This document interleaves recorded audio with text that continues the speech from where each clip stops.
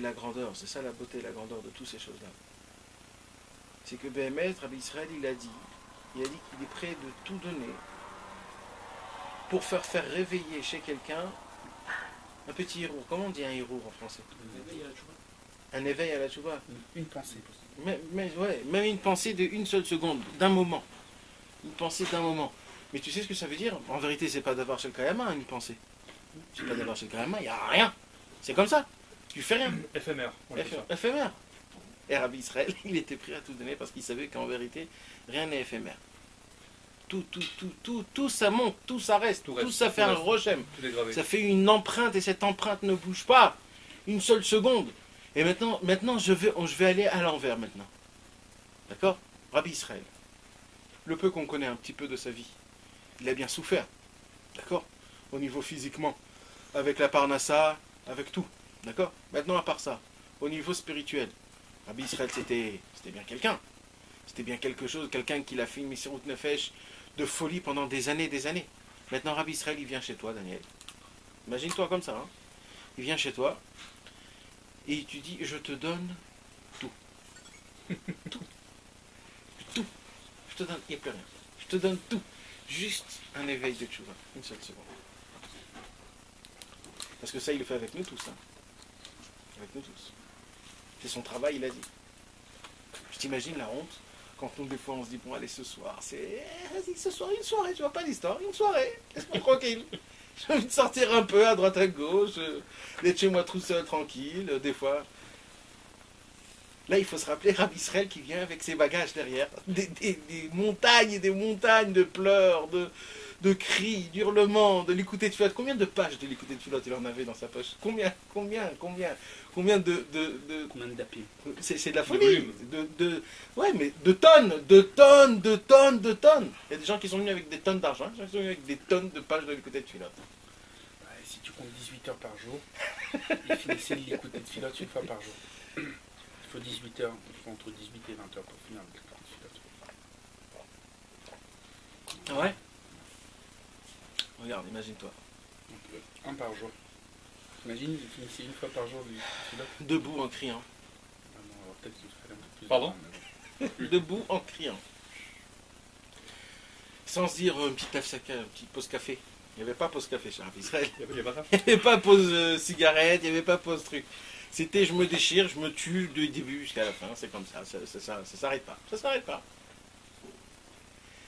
Et tout ça, Rabbi Israël, il est prêt à le donner à quelqu'un qui ne connaît pas. Pour que cet homme, il puisse continuer à aller faire ses péchés. Mais que pendant une seule seconde, dans toute sa vie, il a une pensée d'Avodat Hashem. C'est parce qu'il savait vraiment c'était quoi. Une pensée d'Avodat Hashem. Pour te montrer comment c'est important. Et ouais, et on se dit, tu vois pas, et tout, moi je suis allé là, et j'ai fait là, et bon, on va aller là, ce soir on va... Mais oh, il faut se réveiller dans ce monde-ci. Dans une génération comme elle est, comme aujourd'hui, une génération pareille, une génération où pas chaque moment, pas chaque regard, une génération où chaque centimètre de la vie d'un homme, chaque centimètre, il a une possibilité pas de faire une seule avéra, il a une possibilité de faire des centaines de milliers d'avérotes. Alors chaque seconde qu'on ne fait rien, on ne fait pas les 100 milliards d'avérotes. Le Gaon de Vilna, il fait un compte que dans le ciel, dans le Bet Din Agadol, quand on va mettre tout dans les balances, on ne va pas mettre par exemple les tefilines et après les tzitzit. Ah bon? C'est pas comme ça que ça va se faire. Il va se dire, qu'est-ce que tu pouvais faire comme avérote pendant ce temps-là? Qu'est-ce que tu pouvais faire? Alors ils vont ouvrir un marché spécial, un ordinateur avec un programme déjà hyper technologique. Ils vont faire à cette heure-ci, tu pouvais aller jouer aux cartes avec ton ami, tu pouvais faire ça, tu pouvais faire ça, donc tout ça t'as pas fait, allez dans la balance. De Kamsachot, tu veux dire? Ouais. Mais malheureusement, c'est aussi de l'autre côté. Mais ça veut dire, imaginez-vous. Donc, et comme ce monde-ci, il y a autant de mal que de bien, parce que le bien, Rabbi Nathan il dit qu'il y a tellement un monde échangé de Emet et de Sheker qu'on ne sait plus rien de ce qui se passe dans ce monde-ci. Donc il y aura tellement de mal que dans nos balances ils vont être remplis à craquer. Il y a plus de mal que de bien. C'est ce que je dis. C'est pour cela. Nos balances, ils vont être remplis à craquer de toutes les mauvaises choses qu'on n'a pas fait. T'as compris? Il y a tellement de mauvaises choses. C'est encore mieux quand il y a des nouvelles... aujourd'hui, à combien il y a tous les jours, il sort 4-5 films tous les jours. Ça aussi, on peut les voir, par exemple, des films. On va dire, attends, il y a une bonne liste qu'on n'a pas vue, on pouvait les voir. Alors vas-y, allez, gros lot. Et vas-y, ainsi de suite, les musiques, ainsi de suite, les tavots, et les drogues, et toutes les choses comme ça. Tout ça. Il y a bien nos amis qui sont tombés dans ça. Donc nous aussi, on pouvait tomber dans ça. D'accord? Alors pourquoi moi je suis exceptionnel? On peut pas dire moi non, moi peut-être parce que moi... Non, t'as bien des amis qui sont tombés là et qui font ça, ou etc. Et notre famille, etc. Donc ça veut dire que Rabbi Israël, tout ça, il savait, il avait calculé tout. Et de là, on apprend combien c'est important d'avoir une seule pensée. Et ça, c'est encore plus haut. Il dit, Rabbi Nathan, quand un homme, il dit entre parenthèses qu'en vérité, chaque Breslev, ça se passe ça. Mais il dit, mais quand même, je le dis, il dit, quand un homme aujourd'hui, c'est en fait le pshat de ce qu'il a dit Rabbeinu, que vous ferez jamais des péchés, et si vous allez les faire, ce sera sans main et sans pied. Ça veut dire quoi sans main et sans pied? C'est que quand tu vas faire un péché, tu vas te penser 5, 10, 15 fois en plein milieu du péché, en plein milieu, tu es en plein milieu, tu te dis, mais qu'est-ce que je fais? Pourquoi je fais ça? Pourquoi je fais ça? Pourquoi je fais ça? Et tu vas te le faire jusqu'à ce que tu dis, bon, ouais, tu vas le faire, mais ça va être sans kiff, sans rien, tu vas te sentir comme si que je sais pas quoi. C'est énorme. Vous connaissez, vous, un psychiatre qui arrive à faire rentrer ça chez son patient? Au contraire, lui, il fait le contraire. Il fait le contraire. Mais même, qu'il a une force autant, même des choses qui sont intimes chez moi. On ne connaît pas des gens comme ça. Rabbeinu, il est venu, il est rentré à fond la caisse, il s'en fout du monde en entier, et il a dit, il a jeté ses flèches. Et sachez, mes amis, si ça nous fait un peu mal, ça veut dire qu'on a un lien avec Rabbeinu. On est vraiment lié avec Rabbeinu, parce que là, on parle des choses qui sont intimes. On parle de nous avec nous-mêmes, dans les endroits les plus cachés qu'il y a. Et même là-bas, on a encore des pensées de Rabbeinu. Pourquoi? Parce que la flèche de Rabbeinu nous a percés. Nous a percés. On fait couler du sang, du mauvais sang. C'est comme les limaces. Tu sais, il y a des gens qui se fait... des sangsues. Ouais. Qui se fait faire guérir par des choses comme ça. Comme ça. Ouais, des sangsues, on ne sait pas. C'est des limaces, non? Une saignée. Et ben pareil, Rabbeinu, il nous a fait, c'est pas une limace, Rabbeinu, c'est une belle arc à flèche, et il nous l'a percé, tranché complètement. Et on fait faire couler. C'est pour ça que des fois on se dit, mais attends, mais purée, mais comment, et tout ça, il y a des choses qui se passent, et t'arrives pas. Il y a des choses qu'il n'y arrive pas.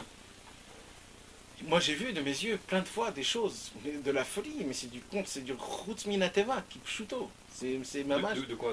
Des choses que tu te dis, bon, je vais aller là, je vais rester un petit peu, soi-disant décontracte. Et Rabbeinu, il ne te laisse pas, il te ferme toutes les portes. Maintenant tu peux monter et descendre, les portes sont fermées, tu peux pas. Pas kiffer ça veut dire. Non, tu peux pas. Non, je parle pas de kiffer, parce que Rabbeinu, il me laisse kiffer. Oui, moi je parle des choses que ça veut dire, tu te dis, bon, c'est bon, ça va, une petite heure comme ça, tranquille. On va parler avec un ami. Je vais me détendre. Voilà, va sort dehors, va fumer une cigarette dans un café, un truc comme ça. Ça n'existe pas.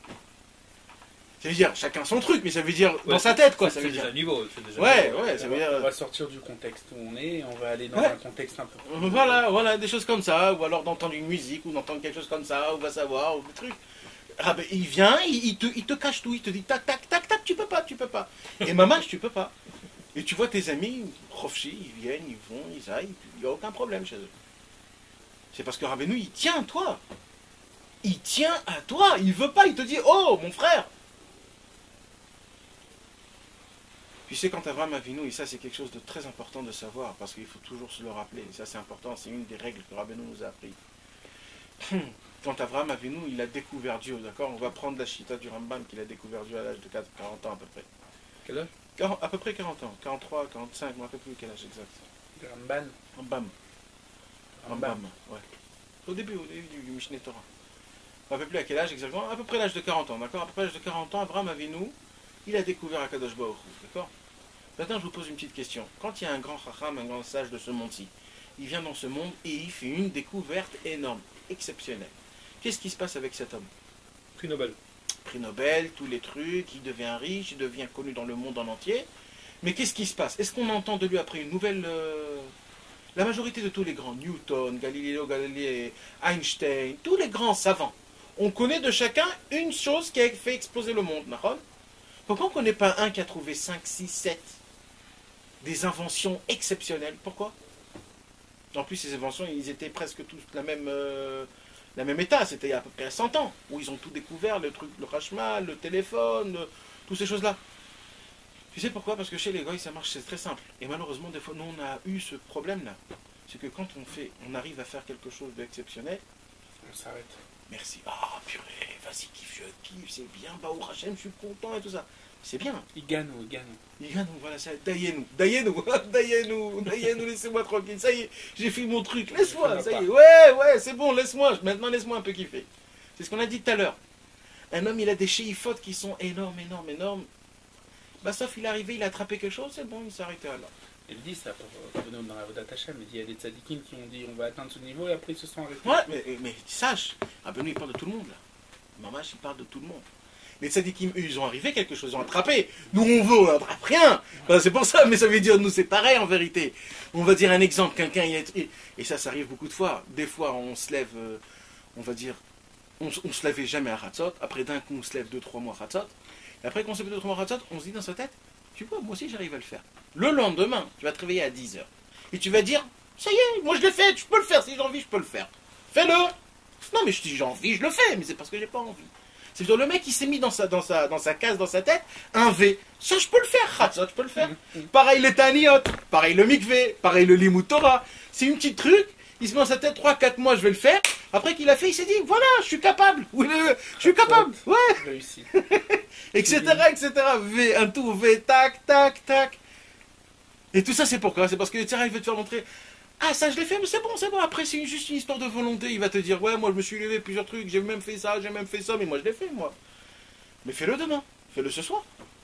Oui, c'est si je le veux, etc. Parce qu'en vérité, c'est quoi le secret de tout? Ça vient des goïms, ça. C'est que quand tu arrives à faire exploser le monde, ou t'exploser toi-même, ou etc., tu attrapes, tu dis merci. Rabbeinu, il a dévoilé un secret énorme. C'est ce qu'il a dit, Rabbeinu. Il a dit, après une Messirut Nefesh, on n'a pas le droit de se reposer. Ça veut dire quoi, ça?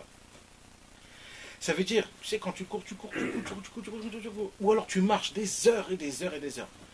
Si ce mec, il s'assoit, il ne pourra plus remarcher. On se dit, écoute, tu peux, si tu veux rester debout, reste comme il faut, mais ne t'assois pas. Au moment où tu vas t'asseoir, tu vas te fatiguer les birkaïm, les jambes, et là, tu ne pourras plus te réveiller. Pareil, si tu cours un peu moins, mais ne t'arrête pas. Tu vas t'arrêter, tu vas être essoufflé, tu n'en peux plus. Rabbeinu dit, t'as fait une mission Nefesh, ça a été au-dessus de ta force, ça a été au-dessus de ton truc. Ne t'arrête pas, frérot. Surtout, ne va pas dormir. Surtout, parce qu'au moment où tu vas dormir, ça y est. Avraham Avinu, quand il a découvert Akadosh Baruch Hu, tu t'imagines si Avraham Avinu, il aurait été comme nous? Il dit, j'ai trouvé Dieu, c'est bien, c'est super, je suis resté. Il serait resté chez lui à la maison, avec ses enfants, avec sa famille, ça serait terminé l'histoire. Alors, qu'est-ce qu'il a compris, Avraham Avinu? Il a compris que maintenant que j'ai découvert Dieu, c'est pas la fin, c'est pas terminé. Ça y est, j'ai découvert Dieu. Non, c'est maintenant que ça commence. T'as l'âge de 40 ans, 40 ans, fais un trait dessus. Le 40 ans, fait un trait, il n'y a plus rien. En vérité, le Dieu, il t'a fait faire apprendre que ces 40 ans-là, en vérité, c'était du 0 sur 0. Abraham Avinu, il a vu, Akadosh Baruch Hu, il a vu que sauf, ça fait déjà 20 générations. 20 générations, on ne m'a pas trouvé, personne ne m'a parlé, personne ne m'a rien fait. Ça fait 20 générations, ce mec qui m'a trouvé. Je veux l'attraper tout de suite. Je veux le prendre, je veux pas qu'il me lâche demain. Tu t'imagines, il va me lâcher demain, Abraham Avinu? Il a dit, celui-là, je vais lui faire 10 épreuves. 10 épreuves. C'est quoi ces 10 épreuves? Ces 10 épreuves, ça va être le test. Le test, si vraiment il y tient à moi. Et bien en vérité, ça veut dire quoi si vraiment il tient à moi? Parce que toute l'histoire, c'est ce qu'on vient d'expliquer. C'est qu'en vérité, si Avraham Avinu, il se dit, j'ai attrapé Hachem, c'est bon, jamais il aurait tenu dans les 10 épreuves. Jamais. Et en vérité, c'est ça qu'il voulait voir Akadosh Baruch Hu, chez Avraham Avinu. De voir s'il a compris que c'est maintenant que tout commence. Et c'est quoi la première chose qu'il lui dit? Qu'est-ce qui se passe quand un homme, il découvre une découverte? Il s'incruste encore plus, il s'achète une maison, ce truc. À Avraham Avinu, sa première chose qu'il lui a dit, c'est de dégager de chez toi. Prends tes valises, pars. Ou nulle part. Pas. N'aie pas d'endroit. Ne te dis pas, j'ai trouvé quelque chose, je rêve, je m'assis, je suis bien. Non, surtout, Lech lecha me'artzecha, mimolatecha, mibet avicha, asher nolata. Tout, laisse tout derrière toi, fonce. Fonce, pas. Qu'est-ce qui se passe? Il arrive en Eretz Israël, on lui prend sa femme. Le roi lui prend sa femme. Après, il y a la famine. Il repart en Égypte. En Égypte, encore une fois, sa femme. On lui prend. Et vas-y, les galères sur galères sur galères. Il arrive le 10e. Abraham Avinu, pendant 100 ans, il prie à Hachem d'avoir un garçon. Après qu'il a eu son garçon, Dieu lui dit, c'est celui-là que tu sacrifieras. Ni plus ni moins, il est parti dans le Nekuda, n'attends pas. Il lui a déchiqueté son cœur, le sentiment le plus grand au monde. Sa femme, Sarah Imenou, elle a vu comment Abraham, il tranche Yitzhak, elle est morte. Pourquoi elle est morte? Vous savez pourquoi elle est morte? Pour faire montrer qu'un homme, il ressemble exactement à sa femme. C'est-à-dire qu'Abraham Avinu, il devait mourir lui aussi. Et la grandeur d'Abraham Avinu, c'est qu'il n'est pas mort. Parce qu'il a fait pour Dieu. C'est-à-dire, normalement, il devrait mourir comme Sarah. Il s'est élevé sur ses sentiments. Imagine-toi la grandeur d'Abraham Avinu. Et Akadosh Baruch Hu lui dit, c'est bon, arrête-toi. Qu'est-ce qu'il lui dit à Abraham Avinu? Laisse-moi juste lui faire une petite une pince. Une entaille. Juste une entaille, un peu de sang. Je lui dis, je t'en supplie, ne lui fais rien. C'était juste un Isayon. Je lui dis, je t'en supplie, Hachem. Juste, laisse-lui nous couper les simanim, les 2 simanim. Je lui enlève un siman, un seul. Et il a écrit que ça va venir, il n'en pouvait plus, il ne pouvait pas, il était tellement amoureux à Dieu, il lui a coupé, il lui a tranché les 2 simanim. Le canet et le véchette, les deux, je ne sais pas comment dire en français. Les 2 tuyaux. La respiration et ce qu'on avale. Il a coupé les 2, il a tué. Il a écrit que les anges, ils l'ont pris, pendant 3 ans, ils l'ont amené au Gan Eden pour le guérir. Et Abraham Avinu, en fait, il a fait ça exprès parce que Yitzhak, il avait une neshama de femme. Donc il ne pouvait pas avoir une femme, il ne pouvait pas se marier. Au moment où il a tranché, c'est là où Rivka, elle est née, tout de suite. Pendant 3 ans, il était dans le ciel. Après les 3 ans, Rivka, il est revenu. Parce qu'ils se sont mariés à 3 ans, Rivka, elle s'est mariée à 3 ans. Donc c'est au moment où ils ont fait la shrita qu'Hachem lui a changé la neshama, c'est devenu une neshama de Zahra, d'homme. Mais ça veut dire Abraham Avinu, mais tu t'imagines jusqu'à où il est parti? Il lui a tranché, Kipshuto, voilà. Dieu lui dit non, moi je te dis oui, vas-y, je tranche. Et qu'est-ce qu'il a dit, Rabbeinu? Il a dit Ani Sayon Aseri chez la tzadikim. Ça veut dire qu'il y a des tzadikim qui sont énormes, si tu veux. Il y a des tzadikim énormes, d'accord? Ils vont te parler de Rabbeinu. Ils vont te donner des Torahs de Rabbeinu. Ils vont te dire comme quoi Rabbeinu c'est le plus fort de tous. Ils vont te dire c'est très bien de voyager à Ouman. Mais de te dire qu'il faut s'annuler à Rabbeinu, ça je peux pas. Je peux pas te dire ça. Je peux te dire tout sur Rabbeinu. Je peux te donner tout ce que tu veux sur Rabbeinu, ils vont te dire les tzadikim. Mais il y a une chose que je ne peux pas te dire, c'est de s'annuler. Parce que même moi, j'arrive pas à m'annuler au tzadik. Parce que Rabbeinu, il a dit, moi je suis la 10e épreuve. Parce que tu sais, c'est quoi la grandeur? Un jour, le rabbi de Radzin, il est venu à Ouman, il a dit, maintenant je comprends pourquoi il y a la marloquette sur Rabbeinu. Lui, il a donné une askama, non, le rabbi de Radzin? Non. C'est pas lui qui a donné C'est bien après, le rabbi de Radzin, c'est celui qui a trouvé le trelet. Ah oui, c'était à l'époque de Rabbi Avram ben Rabbi Nachman. Oui, d'accord. Et alors, le rabbi de Radzin, il y a combien de temps? On va dire 1890, 1880. Ouais, 150 ans, quelque chose comme ça. Qu'est-ce qui... Il a dit, j'ai compris pourquoi. Il a dit, mais j'ai compris pourquoi maintenant il y a une grande, énorme marloquette sur Rabbi Nachman de Breslev. On lui a dit pourquoi. C'est très bien.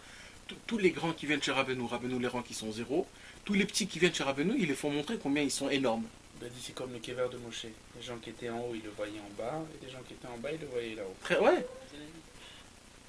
Rabbeinu, il fait montrer aux Daremala qui sont rien, et il fait montrer aux Daremata qui sont très, très élevés déjà.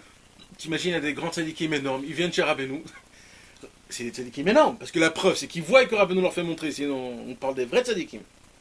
Ces tzadikim, ils viennent, Rabbeinu leur fait montrer qu'ils sont FS. Tu sais, si un grand tzadik qui vient à toi, il te dit, toi, t'es 0.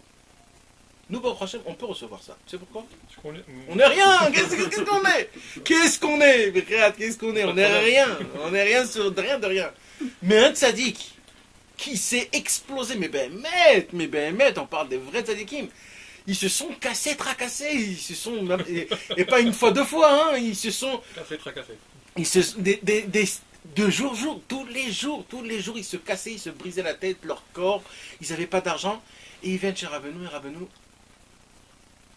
il leur fait montrer que c'est rien. T'as rien fait. Tu sais, c'est comme une bulle énorme.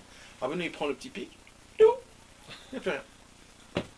C'est même pas une bulle, c'est-à-dire que c'est pas du Libayon ce qu'ils ont fait, ils ont vraiment fait quelque chose. Ouais, c'est-à-dire c'est une bulle c'est quelque chose.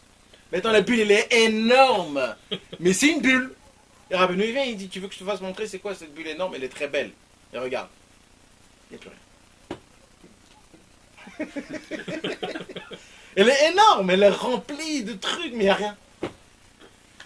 Maintenant ils viennent des gens, des nuls qui travaillent toute la journée avec la boue, avec les trucs sales. Et... ça, ils viennent chez Rabbeinu, ils pleurent. Rabbeinu fait montrer. Ah, mais je vais vous faire montrer. Venez mes amis, venez voir derrière tout ce qui se passe.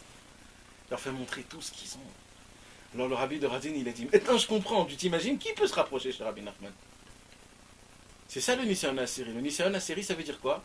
Ça veut dire que les tzadikim, eux, ils croient que quand je suis arrivé, j'ai attrapé, j'ai fait quelque chose d'explosif, je m'arrête. Maintenant, je mets toute ma tête dessus et je dis... Mais l'autre tzadik, il te dit, mais c'est rien ça, t'as encore 1 milliard de choses à attraper, mais fonce! Mais déjà, celui que tu viens de dire maintenant, qui dit que il faut aller chez Rabbeinu, et Rabbeinu c'est un grand tzadik, etc., c'est déjà quelque chose. C'est ça qui te dit Rabbeinu. Rabbeinu, il te dit... C'est déjà une prina d'annulation, mais c'est pas... Non, pas d'annulation. C'est une prina de Emet. Une prina de Emet. C'est une prina de Emet. Mais c'est pas comme ça. Mais non. Tu sais, rappelle-toi bien de ce que je t'ai dit. C'est important de se rappeler toute la vie. Parce que si on ne se rappelle pas de ça toute la vie, on perd tout. 99% de vérité, c'est le mensonge le plus grand au monde. C'est vrai. C'est pas 99% de vérité et 1% de sheker. C'est le sheker le plus grand au monde. Parce que ça n'existe pas 99%. Emet, c'est que 100%. T'as compris? C'est ça. Donc, quand un homme il arrive à rentrer dans le Emet et qu'il voit la grandeur du tzaddik, c'est très bien tout ça. Mais il faut arriver au point de départ. Ça veut dire qu'il y a beaucoup de gens aujourd'hui, Baruch Hashem, moi je dis pas Chas Shalom du Malturo, tout ça. Tout ce qu'on dit là, c'est mamage pour étudier, pour apprendre pour nous-mêmes. On ne parle pas Chas Shalom, on ne juge pas les autres gens. Et c'est sûr que Baruch Hashem, ils ont tous un mérite énorme. Tout celui qui a eu le mérite d'y parler, rien que de Rabbeinu, c'est déjà un mérite. Comme on a dit, un hirour, c'est maspik. Mais nous, on veut la perfection, donc c'est pour ça qu'on parle de ces paroles-là. Donc moi, ce que je veux dire, c'est que quand un grand tzaddik énorme, il vient et qu'il arrive à reconnaître Rabbeinu d'une façon ou d'une autre, et qu'il le diffuse, et qu'il le fait, et tout ça, c'est sûr, comme tu dis, c'est énorme, parce qu'il y en a plein qui font même pas ça. Exactement. Et eux, ils ont un mérite très spécial, et je suis sûr que même Rabbeinu les a un truc. Mais sache que comme Avraham Avinu, il a attendu 100 ans son fils, et que Dieu lui a demandé de sacrifier son fils, moi je ne sais pas si nous on serait capable, hein. Donc on peut les comprendre. Mais il faut savoir que, parce que nous des fois on tombe, on dit ouais mais celui-là il aime Rabbeinu. Et alors qu'il aime Rabbeinu. Et alors qu'il aime Rabbeinu, c'est bien, mais alors? À cause de ça quoi? Il est bien, tout ce qu'il fait c'est bien et tout ça. Il faut arriver au point à la fin, il ne faut pas arriver au point de départ. Il y a des étapes, il y a 10 étapes. Avraham Avinu, tu sais que Akadosh Baruch Hu, il ne s'est jamais dévoilé qu'après qu'il a fait sa Brit Mila. Il ne s'est pas dévoilé. Il y a eu le premier, le deuxième, le troisième, quatrième, cinquième. Il y a eu les 9, comment on dit? Missionotes, les 9 épreuves. Khalita, vas-y, un seul. Après un, j'ai compris, c'est bon, tu me dis de partir, je suis parti, c'est bon. Dévoile-toi moi, quelque chose. Et même, on dit qu'il ne devait pas se dévoiler. On dit qu'il devait se dévoiler à la 10e, c'est-à-dire après le... Mais comme il y avait ici un inyan de mitzvah de Bikur Cholim, Dieu, il n'en pouvait plus, il a dit, j'en peux plus, je peux pas. Combien j'ai de trucs? Alors viens, je vais venir. Mais en vérité, il ne devait pas se voiler. Tu t'imagines que Dieu ne se dévoile pas après les 10 fois, après 5 fois, je sais pas, donne-lui un petit truc, quelque chose. Non, rien, il ne se dévoile pas. Il se dévoile pas. Mais ça veut dire quoi? Ça veut dire... Non, il ne s'est pas dévoilé, il a parlé avec lui. Il ne s'est pas dévoilé. Oh, c'est un grand secret, ça. C'est un très grand secret. C'est un secret énorme. Non, mais il y a aussi dans le Kishvanaesh aussi. Kishvanaesh aussi, c'est pas dévoilé à Kadosh Baruch Hu. C'est quand même pas rien d'être dans le feu et de oui, mais ça s'appelle pas dévoilé, Daniel. Tu t'imagines, je te dis, t'as une sensation que t'es marié. Mais dans ta tête que t'es marié, vas-y, c'est tout. C'est ça en fait. Non, mais physiquement, il a des flammes et... Ouais, d'accord. Mais c'est pas dit, c'est pas dévoilé. Il y avait du kishouf, il y avait plein de choses à l'époque, très fort. Ouais, c'est rien du tout. Non, mais lui, il trouvait des millions de svarot. Non, mais lui, pourquoi il est resté. Lui, il savait que c'était du kishouf. Ouais, mais c'était connu. C'est pas dévoilé. Il n'est pas dévoilé. Il ressentait. C'est une asaga. Une troucha. Il avait ce Ouais, ressenti une là. sorte de bitoul ou quelque chose comme ça, mais il n'y a aucun truc à ça. Alors, c'est quoi le dévoilement? C'est quoi que tu voulais dire alors? Dévoilement, c'est Bepshitout Mamash. La Kadosh Baruch Hu dévoile sa face Kipshuto. Kipshuto. Avec mon cher Rabbeinu, c'est marqué. Il a vu juste le derrière, ouais. Voilà. Alors, Ouais. Avraham Avinu, il a eu quelque chose de plus fort. Il a eu, je sais pas si c'est plus fort, mais il a vu, il a écrit Aspaklaria Meira, Aspaklaria Shaina Meira. C'est que mon cher Rabbeinu qui a eu. Mais, Non, des prophètes. Avraham Avinu, il fait pas partie des prophètes, il fait partie des patriarches. Eux, ils ont eu des mérites encore plus hauts. Ah. Ils ont des patriarches. Donc ça veut dire ils ont vu une apparence. Ils n'ont pas vu une forme, mais ils ont vu une apparence. Ils ont vu Dieu comme du nom Shakai. Comme ça, ils ont vu la forme de Dieu. De qui tu parles? Les patriarches. Ça se peut, je sais pas comment, mais en tout cas, on peut pas expliquer parce qu'on ne sait pas ce que c'est, mais ils ont vu une apparence. D'accord? Une apparence qui parle avec eux, une sensation qui est inexplicable. Qui est inexplicable. Et Avraham Avinu, il a eu cette sensation une fois après qu'il a fait la Brit Mila. Et ça, c'était juste parce qu'il voulait faire des Cholim à Kadosh Baruch. Mais normalement, il devait être après. Mais tu t'imagines, Akadosh Baruch Hu se dévoile qu'après les 10, parce qu'en vérité, c'est que quand tu as fait les 10, c'est-à-dire que quand tu as compris que chaque perception, c'est-à-dire chaque avancement que j'avance, en vérité, c'est pas que j'atteins encore et encore. C'est que encore plus que je monte, je comprends que j'ai encore jamais commencé, et c'est maintenant que je commence.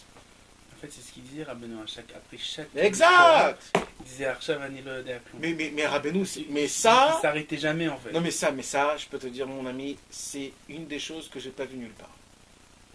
Ah, c'est marqué nulle part. Nulle part. Rabbeinu, il faisait plus que ça. Tu sais ce qu'il faisait, Rabbeinu? Rabbeinu, il montait à des niveaux énormes. Il atteignait des perceptions que personne au monde, aucune création que Dieu a créée dans le monde peut percepter à Kadosh Baruch Hu. Rabbeinu, il montait dans des endroits aussi hauts. Il faisait descendre une asaga énorme. Dès qu'il avait cette asaga, Rabbeinu disait, ça y est, j'ai goûté, maintenant je l'oublie. Je l'oublie. Voilà, je la prends et je la jette. Maintenant il dit à Hachem, j'ai plus rien. J'ai plus rien. Et Rabbeinu, il avait cette force de jeter. Et Rabbeinu, il devenait un enfant. Rabbeinu ne savait plus dire Aleph Bet. Mais attends, vous comprenez de quoi on parle là? Mais de quoi on parle? Ribono Shalom, mais tu t'imagines? Mais vous savez pas ce que c'est. Imaginez-vous un milliardaire, ok? Il dit, voilà, je suis devenu un milliardaire. Mais moi, je vais vous faire montrer que je suis un vrai milliardaire. Voilà, je vous donne mon milliard. Demain, je vais reprendre dès le début. Et après-demain, il arrive à 10 milliards. Il dit, maintenant, je vais vous faire montrer que je suis un vrai milliardaire. Les 10 milliards, il les donne. Et le lendemain, il faut qu'il atteigne 100 milliards. Parce que moi, je suis un milliardaire, un vrai. Et le lendemain, il va donner les 100 milliards. Maintenant, il faut qu'il atteigne beaucoup plus. Parce que s'il a fait la même chose, on ne nous a pas fait montrer. Donc demain, il faut qu'il arrive à je sais pas comment on dit. 1000 milliards. 1000 milliards. Tu sais ce qu'il y a écrit sur le Mashiach? Il y a écrit que le Mashiach, c'est quoi sa grandeur? Il y a écrit comme ça. Tous les tzadikim, chaque jour, ils doivent monter le double de ce qu'ils ont fait hier. Sinon, c'est pas un tzadik. Si tu fais ce que tu fais tous les jours, c'est des gens normaux. Chacun, aujourd'hui 10, demain 20, encore 10, encore 10, encore 10. Les tzadikim, ils doivent doubler ce qu'ils ont fait hier. C'est-à-dire, aujourd'hui, j'ai fait jusqu'à 10, demain, je dois faire jusqu'à 30. J'ai fait jusqu'à 30, je dois arriver jusqu'à, vas-y, le double et le double. C'est ce qu'il dit, le Mashiach. Le Mashiach, il dit, le plus grand tzadik, c'est écrit dans le Baal Shem Tov. Le Mashiach, il dit que le plus grand tzadik, il recommence tous les jours, dès le début. Mais il doit faire le double de ce qu'il a fait hier. C'est-à-dire, il ne continue pas de 10. Il revient à 1 et il doit arriver à 30. Après, il revient sur 1, il doit en faire 60. Mais ça se double, ça se multiplie. C'est comme les bâtiments. Tu t'imagines jusqu'à où ça arrive? Aujourd'hui, t'es né. Chaque jour, il est né. Il recommence comme un petit... Et il est obligé d'arriver le double de ce qu'il avait fait hier. Dafka, cette semaine, j'ai relu dans le Chaim Moran ce Inyan que Rabbeinu, chaque seconde, il est de plus en plus, il recommence, etc. Et je me suis posé la question, je me dis, mais en fait, où est-ce que Rabbeinu, il donne une etza? Parce que s'il est arrivé quelque chose comme ça, et est-ce qu'il a donné quelque part un moyen d'y arriver à cette chose-là? Ou est-ce que sur son testament, de cette chose-là, qui fait tellement mal à la tête rien que tu y penses à cette chose-là?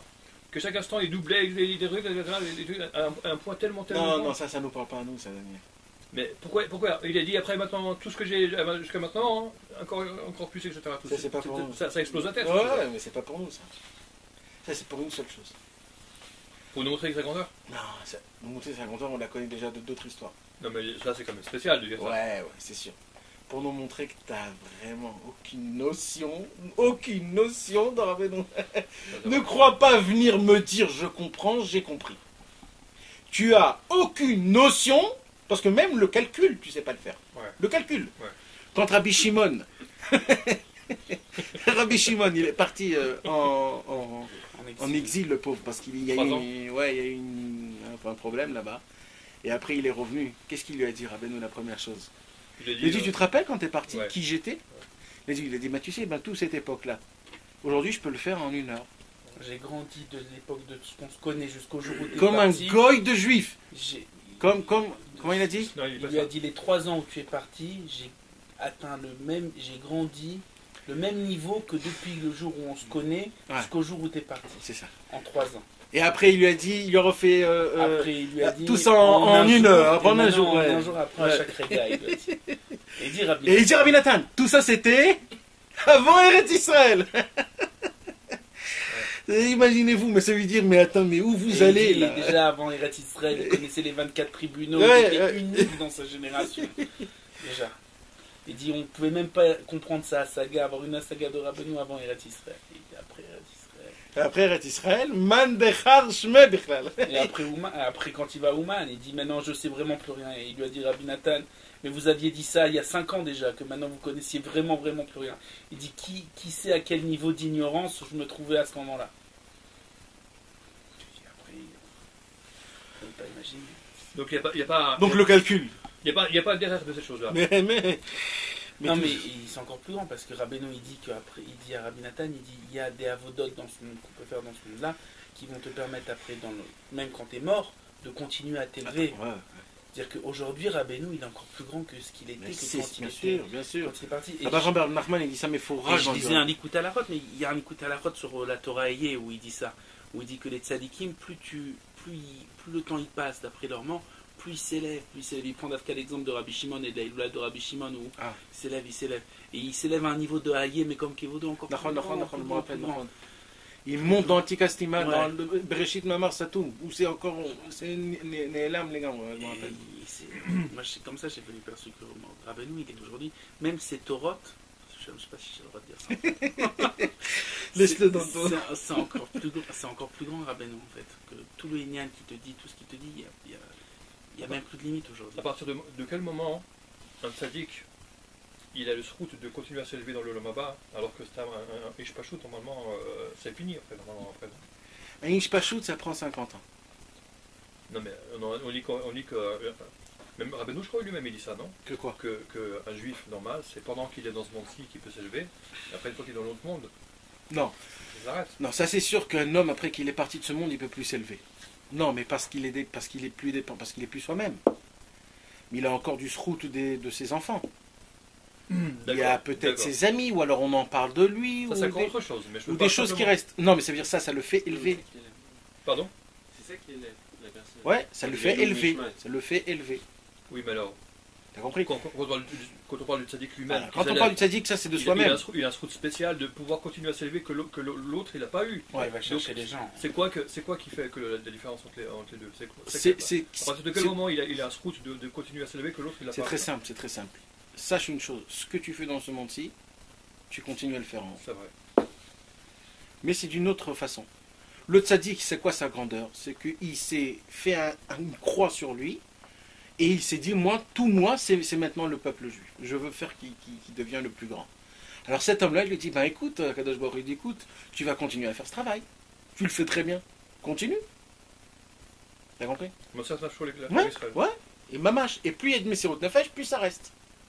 Maintenant, il n'y a pas que ça. Maintenant, si ce tzaddik-là, il laisse des écrits, et qu'on étudie toute la jeunesse, c'est ce qu'on dit sur Rashi. On dit que Rashi, depuis qu'il est mort, en haut, le Bet Din, ils veulent faire le Bet Din, comme tout le monde, il faut faire le Bet Din, même si c'est un très grand sadique. Ils veulent faire le Bet Din, mais à chaque fois qu'ils veulent faire le Bet Din, on le voit plus. Parce qu'il est toujours, il monte. Parce que Rashi, tellement tout le monde l'étudie, Rashi, dans le Chumash, dans la Gemara, dans les Mishnayot, dans les Midrashim, dans tout. Toujours quelqu'un qui veut dire un petit enfant, en plus des enfants qui sont purs comme je sais pas quoi, ils lisent le Rashi, on le voit plus, toujours il monte. Alors Rabbeinu, alors quand c'est un tzaddik qui s'est occupé de ce monde-ci, et qu'il a laissé encore des écrits, ça veut dire, mis à part la grandeur qu'il est, il a laissé des écrits, alors on continue de parler à lui, ça veut dire, nous on le fait faire monter, lui il monte, et vas-y, encore une fois on arrive dans un endroit où c'est inexplicable. Donc il ne peut jamais s'asseoir sur au Bédine en fait. Mais c'est tout ce qu'il demande, Rabbeinu. Moi, c'est ce qu'il a dit. Il a dit Achemi Sirut Nefesh, sur les champs. Moi, exposez-moi toute la vie, voilà, comme on dit, il y a comment ça s'appelle ? Il y a une publicité sur les batteries, les piles, les piles Duracell. Elle s'arrête jamais. Elle s'arrête jamais. C'est Rabbeinu, ça, c'est Rabbeinu. Elle s'arrête jamais. Rabbeinu, il n'y a rien qui l'épuise. Ouais, vas-y, continue. Et Rabbeinu, tu le vois dans le chemin, il continue. C'est comme ça, c'est Rabbeinu, c'est ça la grandeur de Rabbeinu. Vous imaginez, après, les gens, ils viennent pour faire une comparaison avec Rabbeinu. Même de comparaître avec une autre Hassidout. Même de comparaître avec un autre tzaddik. Mais de quoi vous parlez ? C'est de la Maratsout. C'est plus que de la Maratsout. C'est du Zilzul Kovat Talmid Chacham. Pour eux, c'est non, mais même pour eux, quand on ne sait pas de qui on parle, taisez-vous. Vous venez comme si vous parlez des équipes de foot. Mais de quoi Révolution ? Jusqu'à où ? Mais comment ? C'est un Zilzul Kovat Talmid Chacham. Sache que ça nous fait du mal à nous quand on entend ça. Ça nous fait du mal à nous. Le Chafetz Chaim, il a dit, j'ai fait le Mishnah Brura parce que j'ai vu toute ma vie une seule fois Chilul Shabbat. Si j'aurais vu une deuxième fois Chilul Shabbat, jamais j'aurais pu écrire le Mishnah Brura. Parce que le fait que j'aurais vu une deuxième fois le Chilul Shabbat, ça refroidit en moi le Chilul Shabbat. Quand je vois quelqu'un il est Mechalel Shabbat, ne crois pas que ça te fait rien. Ça te refroidit. Alors il a dit, moi j'aurais pu écrire tout le Mishnah Brura rien que parce que j'ai vu une fois de toute ma vie un Chilul Shabbat. Donc sache que quand on entend des paroles comme ça ou des choses comme ça nous fait du mal. C'est pour ça que nous, on doit faire exactement l'inverse, de parler des paroles de la grandeur de Rabbeinu. Il y a un Mirtav dans l'île Troufa, Rabbi Nathan, il dit à son fils, ça c'est au début des Mirtavim, au début, quand il n'y avait pas de problème, il dit Rabbi Nathan, avant la mort de avant, ouais, quand c'était encore Alme Menuchot, il dit, Elanu malasot b'chaim ha'eleh. Il dit, il n'y a rien à faire dans cette vie, que de parler de la grandeur de Rabbeinu. C'est tout. Pourquoi ? Ça s'appelle ça Zikaron Balmadat, et c'est ça la Torah d'Alet. De se rappeler avec qui on a affaire. Imagine-toi, il y a un grand mafionnaire.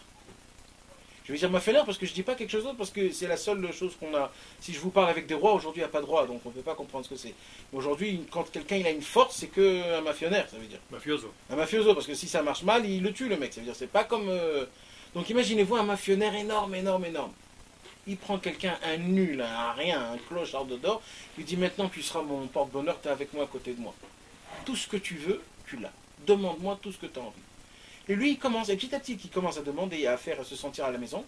Qu'est-ce qui va se passer ? Automatiquement, il va oublier que lui, c'est le plus grand mafionnaire du monde.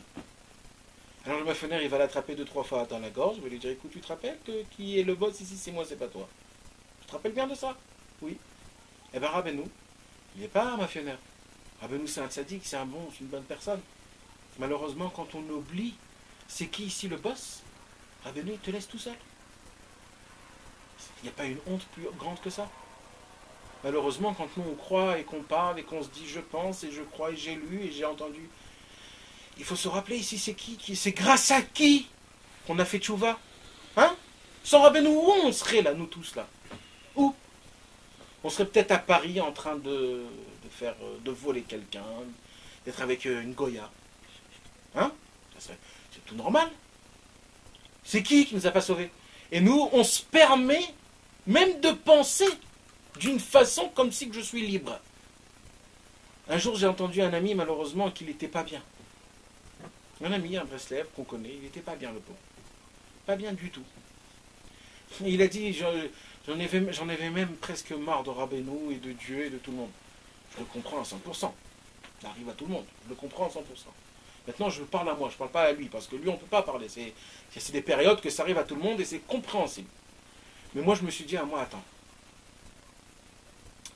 Pourquoi ce mec, il a pas dit, je ne sais pas, quelque chose d'autre? Peut-être je voulais me suicider, peut-être je ne sais pas quoi, quelque chose d'autre. Pourquoi on ne dit pas sur ton fils, je voulais tuer mon fils? Ma cache, je veux dire. Et qu'est-ce qu'il dit? J'en m'en foutais de Rabbeinu. Mais attends, on oublie, il y a des bases qu'il ne faut pas qu'on oublie même quand on dort. Même quand on dort. Il y a écrit Vedibar Tabam. Omer Rashi, Sheyudvarim Mechudadin Beficha. Ça veut dire, si tu dors et on te réveille, et on te pose la question, il faut que tu réponds. C'est comme ça qu'on nous faisait des mifranim à la yeshiva. En plein milieu de la nuit, on te réveille, on te pose la question, vas-y réponds. Si tu réponds pas, c'est pas dans ton cœur. Ne dis pas que tu sais pas. Il faut que quand tu dors, tu te réveilles, on te pose la question, tout de suite des trucs. Eh ben nous, ça doit être comme ça dans le sang avec Rabbeinu. Il faut savoir et se rappeler à tout moment que s'il n'y aurait pas Rabbeinu, où on serait, Ribono Shel Olam? Où on serait? Tu crois que tu serais marié et qu'on aurait des enfants et qu'on aurait ici en Israël, etc., etc. On n'aurait rien.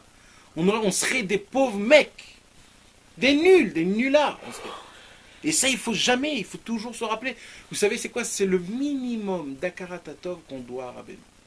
Comment on dit Akaratatov? Reconnaissance. C'est le minimum de reconnaissance. C'est le minimum de savoir. Vous connaissez le machal que Rabbeinu nous a donné, qu'il y avait un très très grand docteur. Il y avait un très très grand docteur. Et le docteur, lui, il ne pouvait pas tous les jours voyager dans la ville. Alors il avait son comment on dit? Celui qui l'aide. Il y avait son assistant.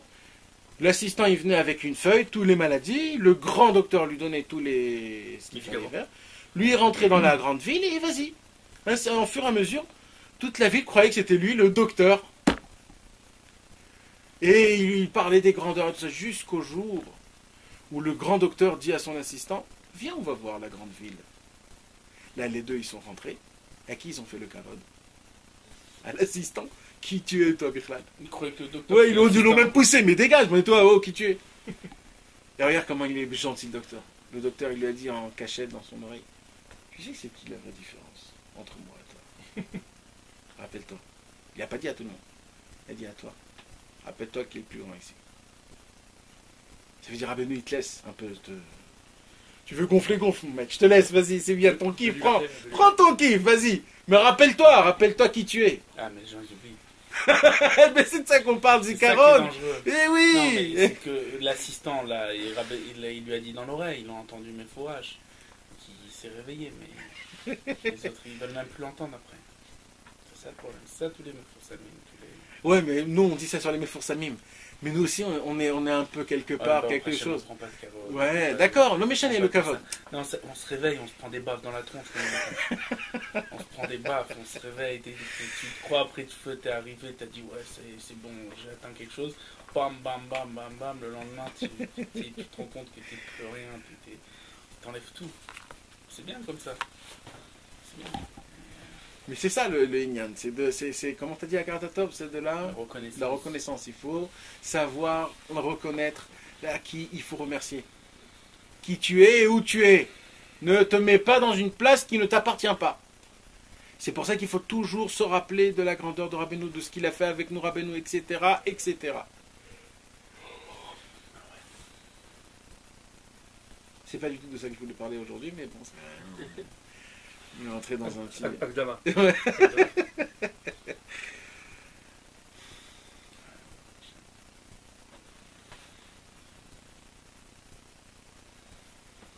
En vérité, c'est ça en vérité. Comme aujourd'hui, c'est le du Magui de Mezrich et de Rabbi Haïteb. Il faut savoir, les grands tzadikim, ils sont venus chacun dans ce monde, ils ont fait ce qu'ils ont fait, et ils sont partis. Rabbeinu, il a dit, moi je veux venir dans ce monde, je vais faire ce que je vais faire, et ce que je vais faire, ça va continuer. Les autres tzadikim, ça s'est arrêté quand ils sont partis de ce monde.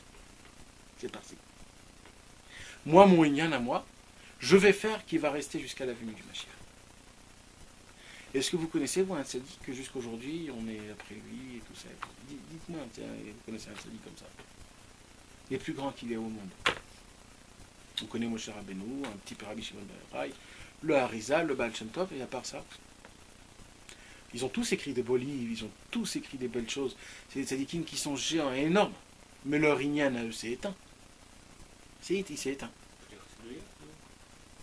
Aujourd'hui, la majorité des chassidoutes d'aujourd'hui, c'est des nouvelles.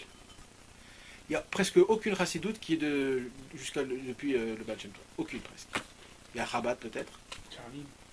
Karline aussi, c'est Karline. On peut dire Karline, vas-y. Gour, ça a été c'est depuis le Chidush Harim. Le Chidush Harim, c'est l'élève de Rabbi Boumen qui était l'élève de José de Louvain. Ouais.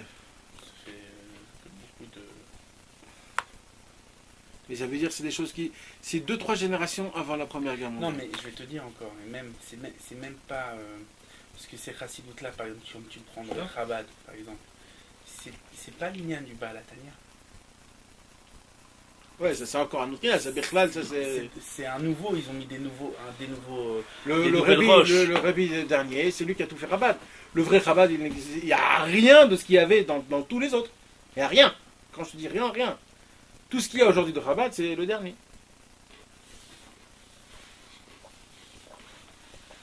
Mais aujourd'hui, excuse-moi de te le dire, mais tu vas voir aujourd'hui une admon de Karline ou de Rachid Gour. Excuse-moi, mais moi je connais des balais de Chouva que chez Rabbeinu, que quand tu les vois, t'as la chair de poule d'en haut jusqu'en bas. Tu prends un peu plus que quand tu vas voir. Et je peux aller chez lui, je peux le regarder, demander une bracha, et je peux te dire que je peux être même dégoûté du judaïsme. Et ils ont rien de rien. Bon, c'est pas bien de dire des paroles comme ça, mais ça veut dire, comme on est rentré dans ça, ça veut dire, c'est pas eux le représentant quand même de Karline. Et je te dis la vérité. Moi j'ai un peu étudié les Torot de Chassiduyot. Tu sais, quand j'étais encore jeune, j'étais Tamim. J'étais Tamim. Ouvert. Ouais. Et j'étudiais. Et quand je lisais, je me disais, purée, va savoir comment il est l'admour de trucs, et l'admour de trucs, et tout ça. Quand je les ai vus, mais j'étais, je peux te dire, mais bouleversé, à l'envers, j'étais à l'envers. C'est de la folie. Mais il n'y a rien à voir. Et je peux aller même encore plus loin. Si on parle de ça et de la vérité, qu'il faut dire la vérité, c'est que c'est eux qui amènent la honte sur leurs parents, parce que c'est leurs parents. Mais c'est pas ça. Et aujourd'hui, si le Rabbi Aaron Agadol Mikarlin descend dans ce monde-ci, il va venir chez nous, il ne va pas venir chez eux. Il va leur cracher sur leur tête, ils vont dire tout vous, c'est moi, mais j'ai honte de vous, mais qui vous êtes vous? C'est pas le derrière. C'est pas moi. C'est pas le derrière. Ouais, mais dégagez, pourquoi vous vous appelez Carline? Tu sais, quand tu voles le nom de Coca-Cola dans un... Combien tu payes? Toute ta vie, tu peux payer. Des milliards et des milliards parce que tu as piqué le mot Coca-Cola. Vas-y. Et bien tout ça, c'est toutes les races de C'est complètement... C'est un ziouf. Sorti du mécor. Bien, c'est pire que ça, parce que tu as pris le nom d'un Elion. Moutag. C'est le moutag, ça veut dire c'est de l'argent. Tu peux pas prendre le nom de quelqu'un d'autre sans sa permission. Et le mec, il vient, il lui prend, mais qui tu es, toi? Torah l'ovret berusha, c'est une halakha mefourech et ben chotam Torah.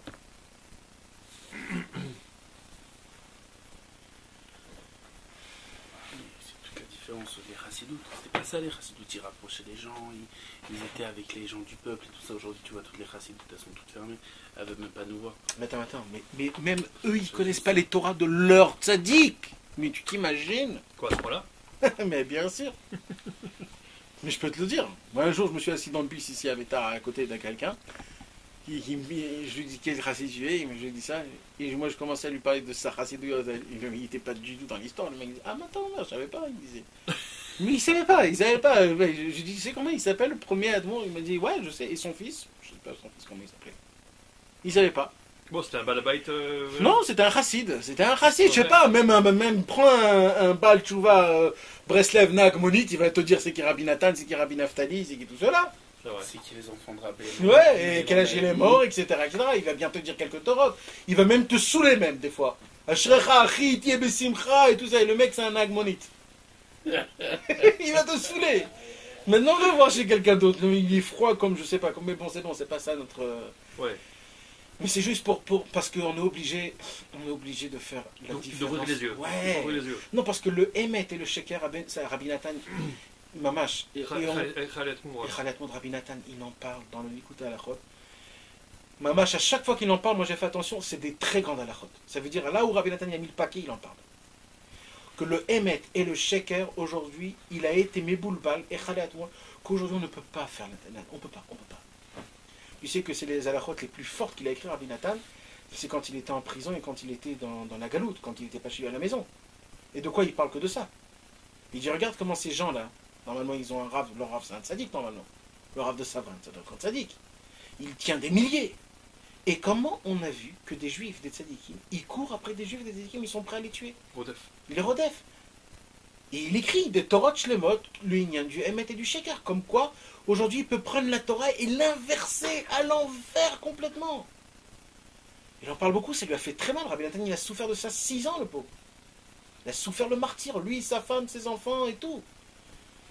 C'est pour ça que nous, on parle un petit peu ouvertement, parce qu'on est obligé, une fois tous les ans, au moins. Moi, c'est pas tous les jours qu'on en parle des choses comme ça. C'est pour comprendre, quoi. C'est-à-dire, nous, on parle pas tout le temps comme ça. Mais il faut se réveiller, les gars. Il faut se réveiller. C'est pas ça du tout, la Torah, les mitzvot, c'est pas ça. C'est pas ça. C'est pour ça, Rabbeinu, lui, il voulait pas des admourim. Il faut pas qu'on tombe dans ce système. Mais c'est la seule chassidoute qui n'a pas fait d'autres admourim. Il n'y a que Rabbeinu. Il n'y a eu qu'un seul, il y a eu qu'un, c'était Rabbeinu, mais c'est tout. C'est pour ça que Rabbeinu, lui, il peut dire que son Inyan, il a continué. Oui, c'est l'inverse complète de la logique. Non, bien sûr. De la logique. Les autres, ils ont dit faut en faire d'autres. Voilà, pour que ça puisse continuer. Il y a une continuation. Rabbeinu a dit non. Moi, je suis le seul et tu vas voir que ça va continuer quand même. Ouais. L'inverse de la logique. Oh là là. Regarde comment jusqu'à où ça marche. Parce que c'est tout à l'envers.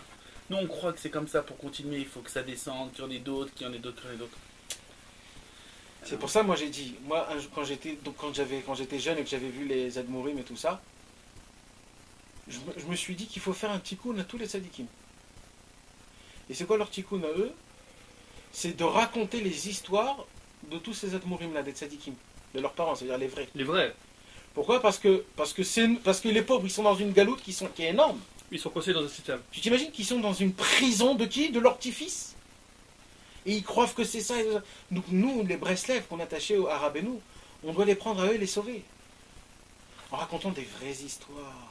Tu sais quel tanoug ils ont qu'un Breslever en haut dans le ciel.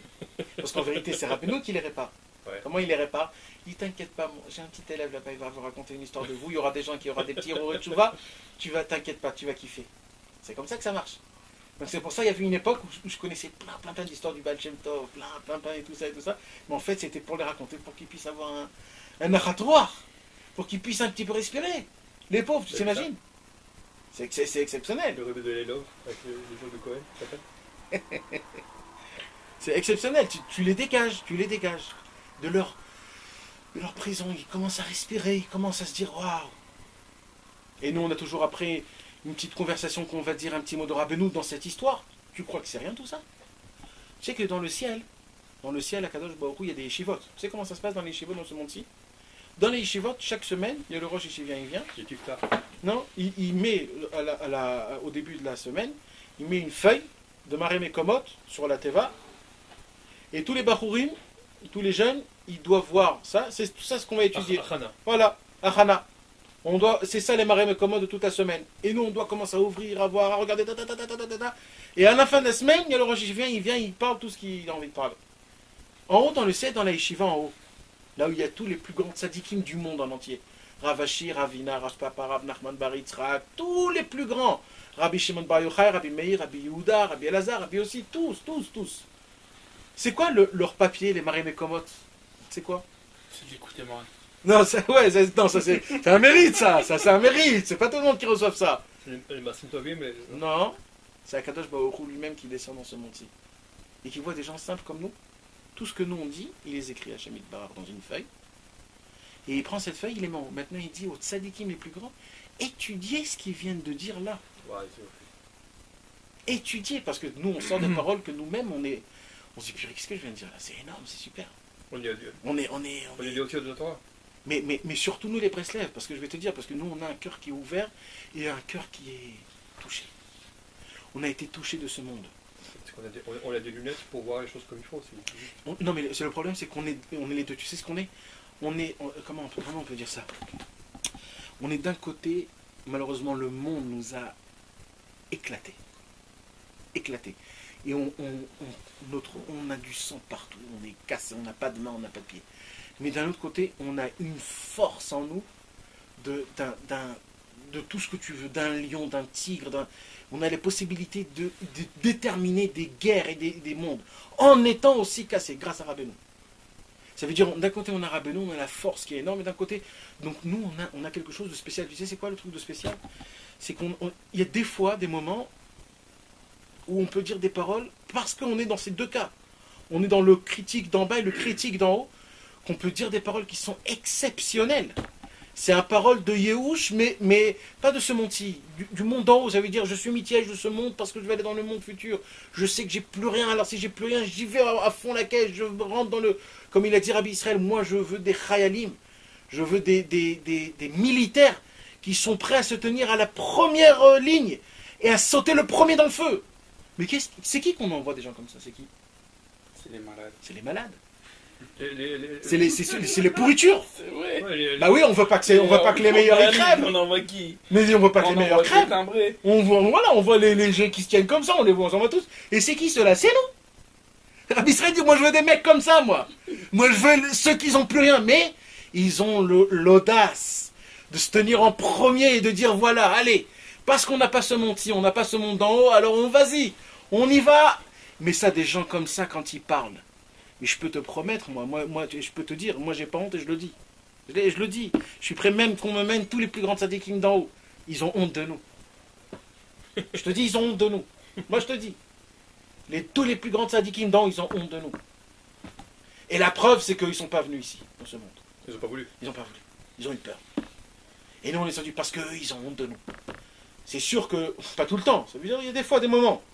Parce que nous, on est comme on est, on ne croit pas, on sait qu'on est exactement, on est des pourritures remplies, trempées dans des taavotes horribles.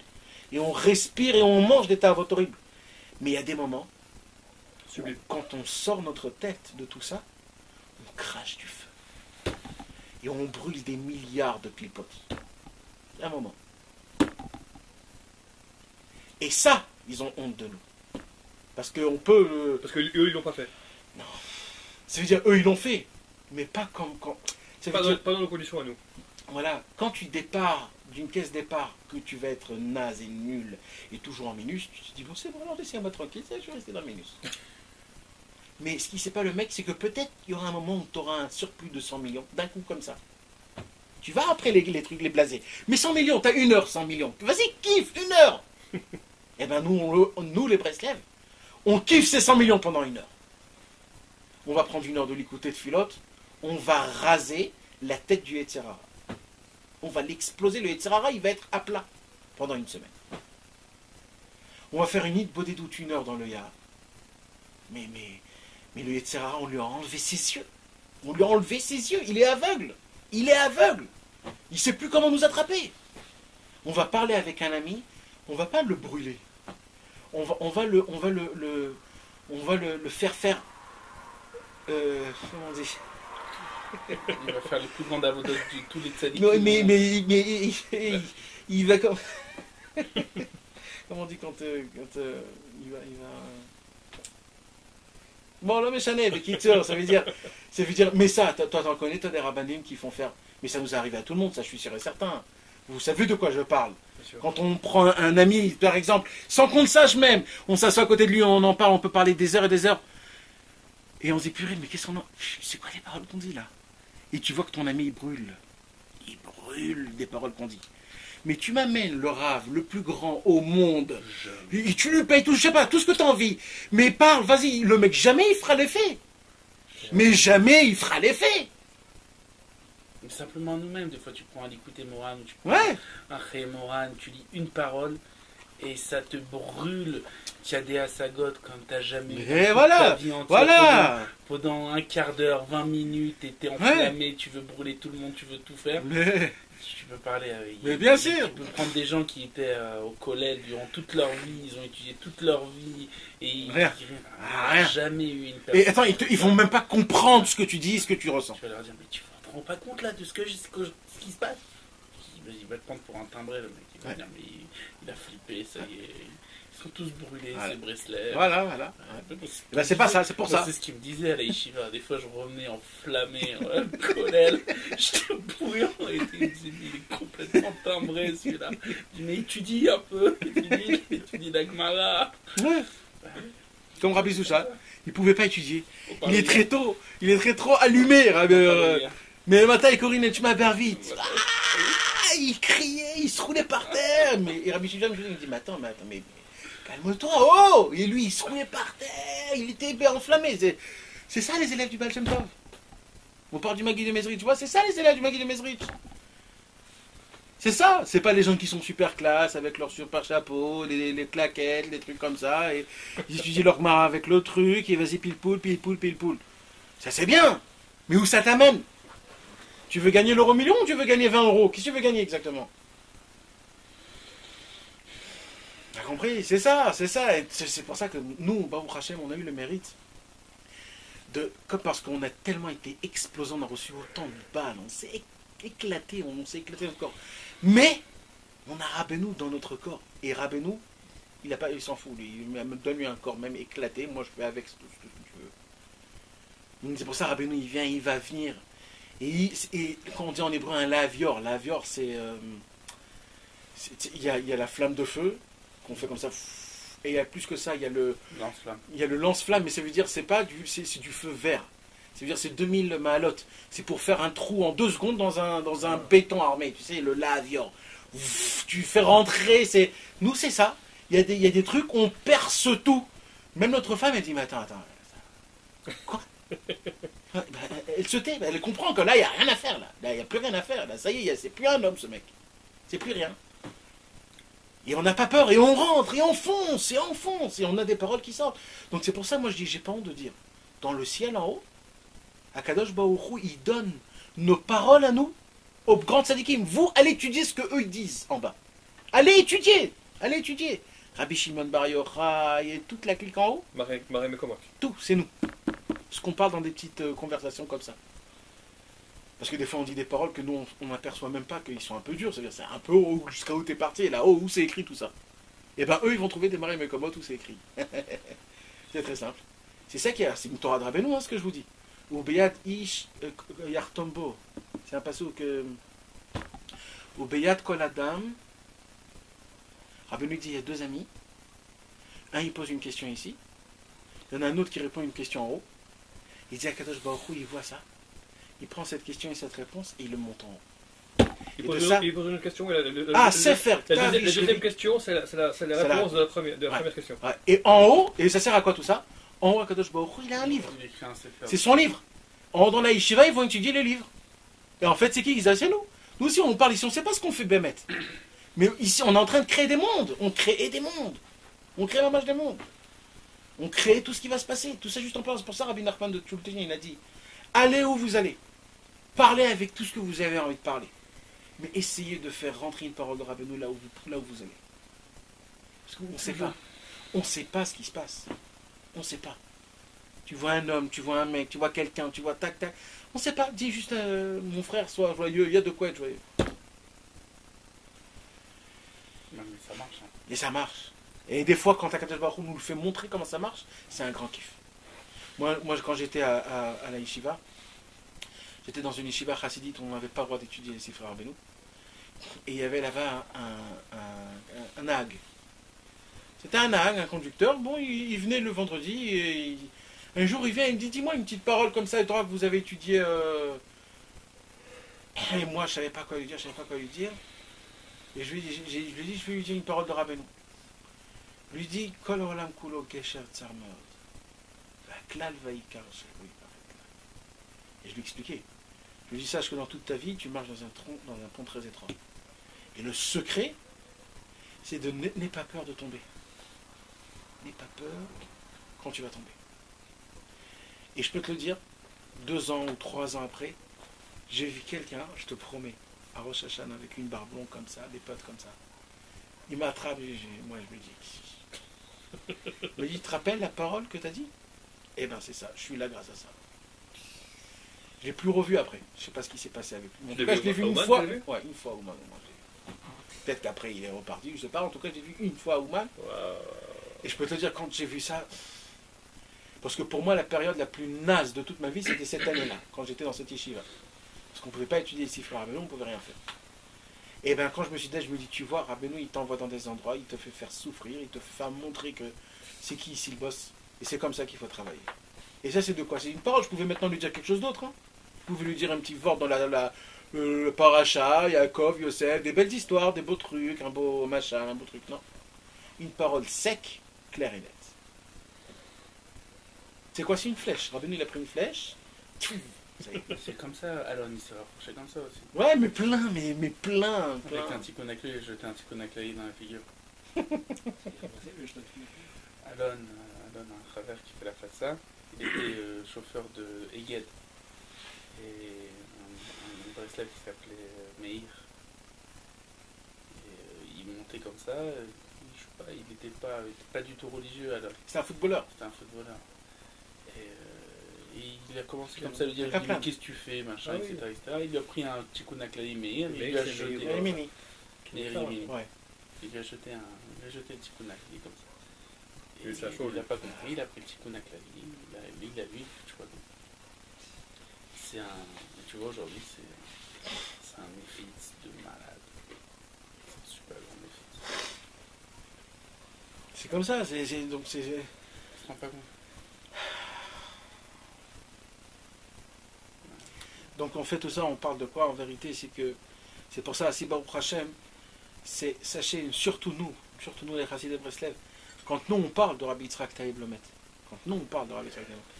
Rabbi Yitzhak Taïb Lomet, il attend que des Breslev parlent que de lui. Il attend. Parce que c'est nous les générales dans le monde, sans qu'on le sache. C'est nous les générales. Quand nous on parle de quelqu'un, alors dans le ciel on dit, ah, les Breslev, ils ont parlé de Rabbi Yitzhak Taïb, c'est pas Stam. C'est pas des petits Tunisiens qui en parlent. Les Tunisiens, bon, c'est normal. C'est des Breslev qui connaissent Rabbeinu, et quand même, ils en parlent de Rabbi Yitzhak Taïb. Donc, Rabbi Yitzhak Taïb, c'est spécial. Et pareil pour le Maguid de Mezrich, et pareil pour tout.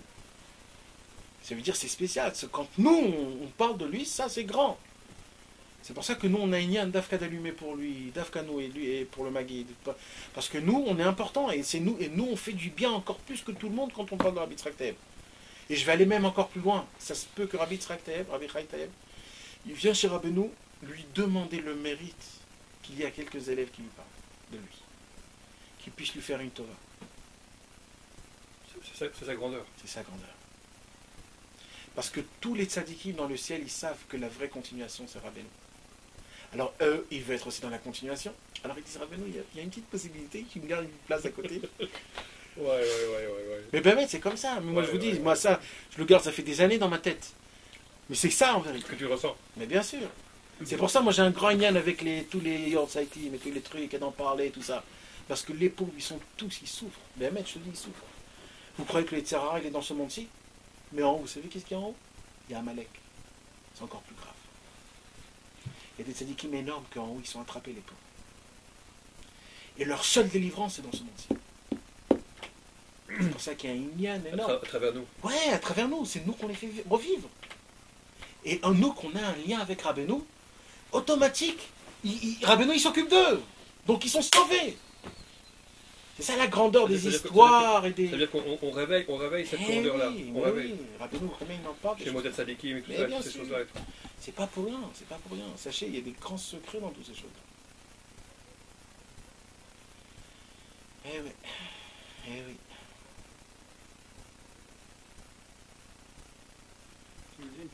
D'accord, c'est-à-dire qu'il prend un petit peu la qualité, on le fait en boucle, parce que à chaque fois, t'as un nouveau CD. Bah ouais, bien sûr. Tu n'as pas compris. Il y avait des Chassidei Breslev avant, hein, quand ils allaient chez Rabbeinu.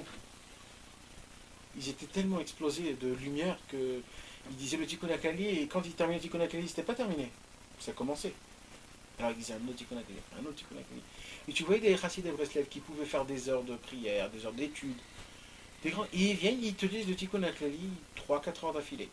Ils répètent. Mais où il est la voix d'attachement dans tout ça en vérité?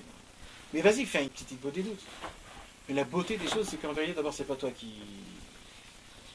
En vérité, il y a des tzadikim énormes qu'en haut, ils ont besoin d'un Tikkun Akali. Alors ils savent que toi t'es gentil, tu vas leur donner un petit tikkun aklali. Tu vas dire bien sûr. Alors eux ils viennent chez toi, en toi, en hibou. Quand tu dis le tikkun aklali, c'est comme si qu'ils l'ont eu, et ils remontent avec le tikkun aklali. Et vas-y. Et donc toi tu reçois le hors de la Shama du Sadiq. Enrichissement, énorme. Tu deviens le clé des éléments tzadikim. Tu veux que je te dise ce qu'il dit Laurie sur ça? Mais il te dit 15 pages comment faire que ça arrive une fois dans ta vie. 15 pages de jamais faire de péché, mais c'est des folies. De s'allonger sur ce qui est. Ouais, mais attends, mais c'est ce qu'il y a écrit. Et là, Rabbeinu vient, vas-y, dis les 10 psaumes. Je te dis pas ce qui va se passer, mon frère. Ce que tu veux, mais tu auras tout. Le Hibour des Necham, tout. Et en plus, c'est facile. Moi, quand des fois j'avais rien à faire et tout ça, et je voulais faire quelque chose, mais c'était trop dur pour moi. Chez Rabbeinu, parce que tout chez Rabbeinu, c'est très dur. Tout c'est dur, tout c'est lourd. On dirait que tout repose sur toi. Je te dis, mais comment je vais faire? Comment je vais parler? Mais je peux pas parler. Mais comment je me crois? Je peux pas, jusqu'à que j'en peux plus, je reste comme ça. Je peux plus. Alors je me suis dit, je vais commencer à faire le tikkun aklali, mais toutes mes hontes. Et je prends, et vas-y, ta. Et je peux te dire, 1 heure, 2 heures de tikkun aklali, tu ressens, t'es pas le même homme. C'est pas le même homme. C'est pas un machin, je sais pas comment on appelle un compresseur, je sais pas ce que tu dis ce que tu veux, mais c'est Formule 1. Tu sais, quand tu viens, il t'enlève les trucs, tu ressors, truc tout neuf, tout est nickel. Mais qui c'est qui avait fait ça, qui était parti Rabbi Shmuel Horowitz. Ah, c'est Rabbi Shmuel Horowitz. C'est qui lui avait demandé? Non, et on lui a dit là-bas la raison pour laquelle des fois on ressent qu'on dit des tikkun aklali un après l'autre, un après l'autre, un après l'autre, un après l'autre, un après l'autre. On lui a dit que c'est comme ça que ça se passe. Non, mais après quand il Rabbi est Shmuel rentré... Shapira. Ah, Rabbi Shmuel Shapira. C'est Rabbi Shmuel Horowitz, c'est Rabbi Shmuel Shapira. Voilà, et c'était à Purim quand ils étaient complètement à plat. C'est-à-dire le mec il était sous complètement, et quand même il tient tête. Et il lui dit, je te donne le mien, mon olamaba, de ma femme, de mes enfants, je te prends tout tes avérotes jusqu'à la fin de ta génération, et donne-moi le tikkun aklali le plus naze que tu l'as lu. Et lui dit non. Non. Non, il a dit à Et à la fin, à Pourri, mais après il est revenu après. à la fin, et après il est reparti après pour au Beddin, le Badat Saïda Haredit. Il a dit, je reviens sur ce que j'ai fait. Alors, dis-moi, de quoi on parle? Mais il a fait quand même un tikkun aklali après de Rav Shapira. Il a eu le mérite 2 fois même. 2 fois. Il a eu le mérite, c'est le seul de tous. Parce que c'était le seul Behemet qui a voulu aller à Ouman. C'était le seul de tous. Rabbi Levi Yitzhak Bender, Benjamin Zev Reshin, tous les grands, ils sont partis. En 89, quand ça s'est ouvert, il n'y avait que lui qui était vivant. De la choule des grands. Il n'y avait que lui. Parce que Behemet, lui, tous les jours de sa vie, il a lu la prière de voyager à Ouman. Mais Rabbi Yitzhak, il était... Non, Bender, Ouais. il était là-bas, lui, déjà bien Mais avant. après, il n'a pas voyagé. Oui, il a voyagé. Il était âgé, c'est vrai. Quand même, il y a Kovmer Scherter et le Benjamin Zev Reshin, Rabbi Shmuel Horowitz, il y en a plein, il y a une longue liste. Ouais. Il y avait plein de tzadikim Breslev qui... Dorman. Tous les grands, il y en a plein qui se sont rapprochés de Rabbeinu et qui n'ont jamais été à Ouman. Parce qu'ils sont morts 1 an ou 2 ans avant, les pauvres. Rabbi Shmuel Shapira, c'est un des seuls qui est resté et qui a eu le mérite de voyager à Ouman à Rosh Hashanah en 89. Et après, il est mort tout de suite après. Il a eu son truc, il est mort. Il n'y a que Rabbi Israël qui est resté. Et Rabbi Israël, Kamouvan, que lui, il a eu le mérite encore plus. C'était le plus âgé de tous. Il est resté après tout le monde et il est voyagé encore et encore. Et il n'est pas venu seul. Il est venu avec des... Et il continue à venir avec des élèves, encore à Ouman. Tu n'étais pas encore en arrêt à ce moment-là, non?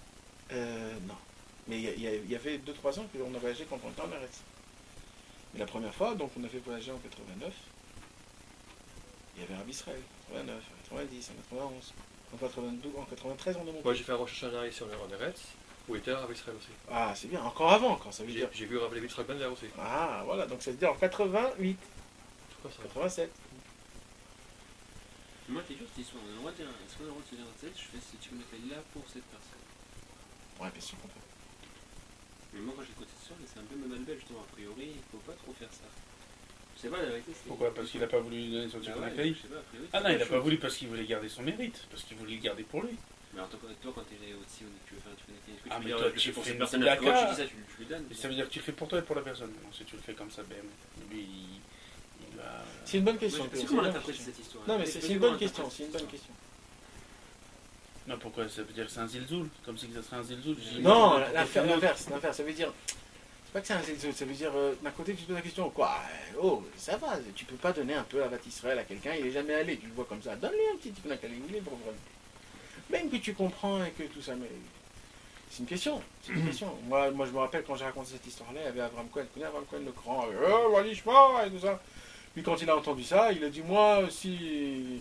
Parce que lui, il est parti à Aaron Cohen. C'est un Cohen. Aaron Cohen, c'est dans le Jourdain.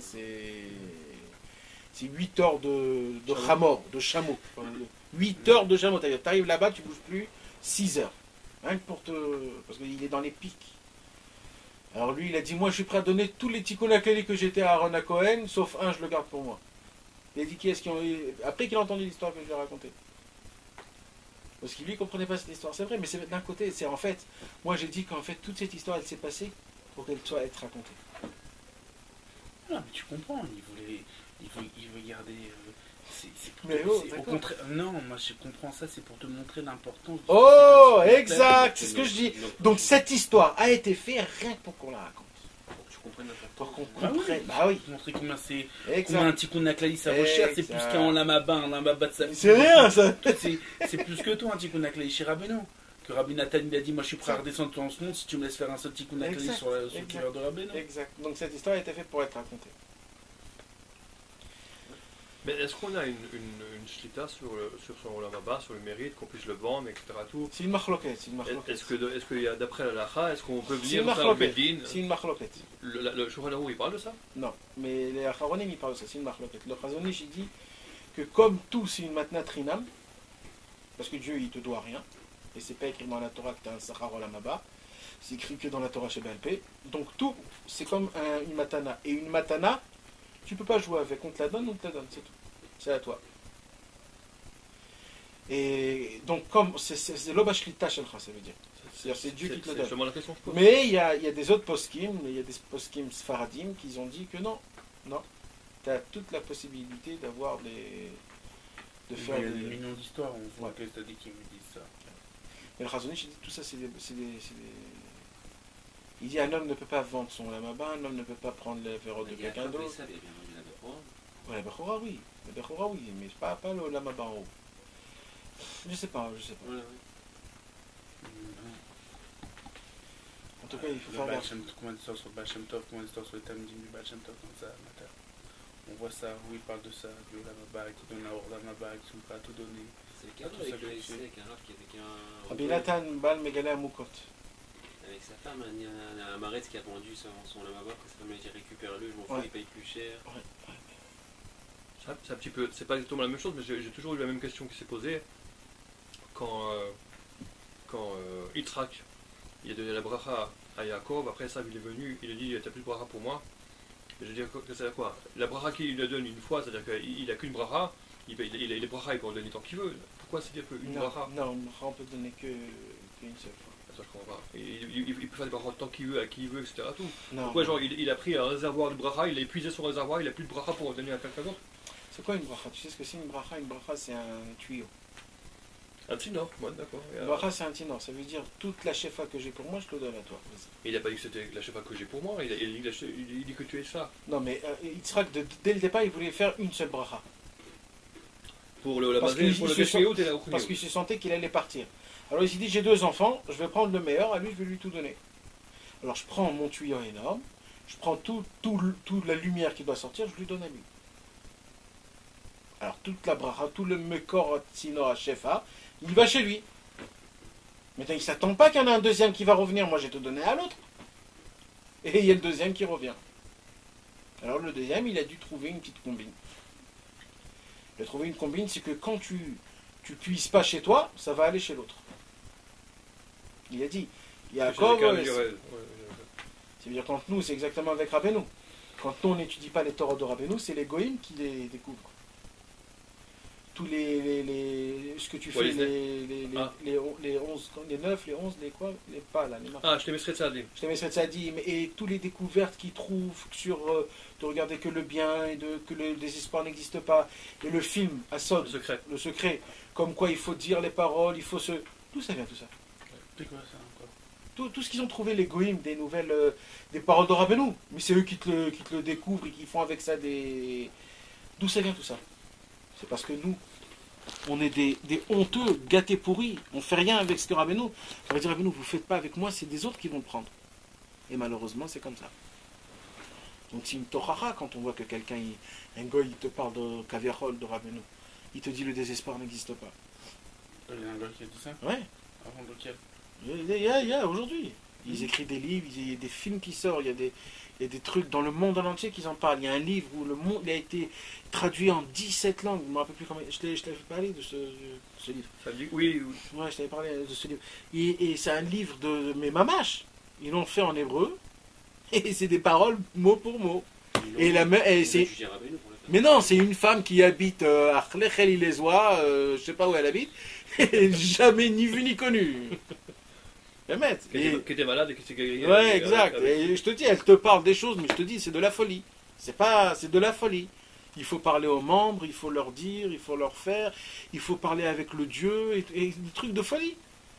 Et ça, c'est une grande torara, c'est une remontrance que Rabbeinu nous dit, pourquoi ça va chez eux?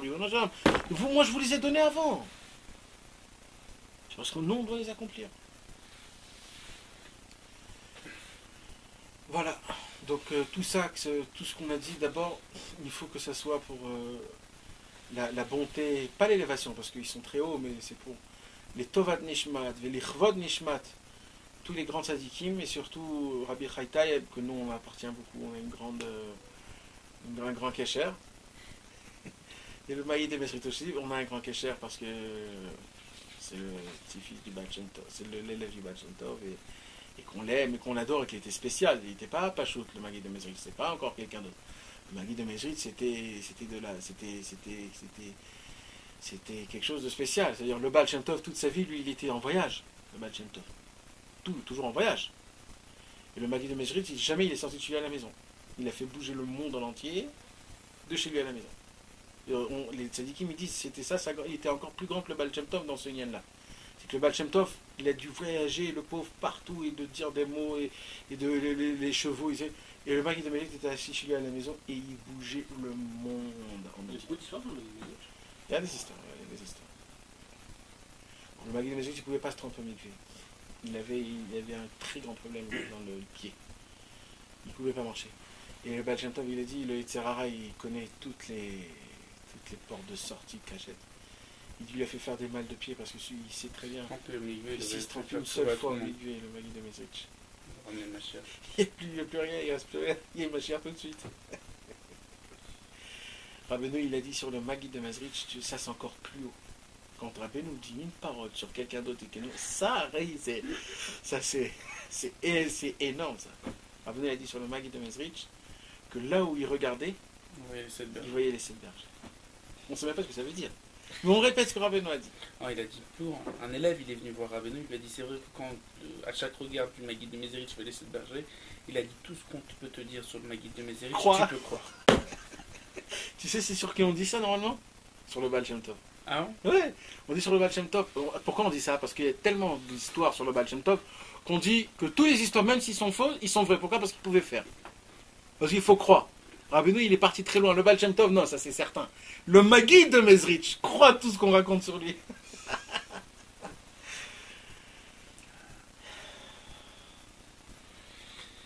Eh ouais, bah Hachem, on a des tzadikim. Ouais, et qu'on est attaché à eux par leur amour, parce qu'on les aime.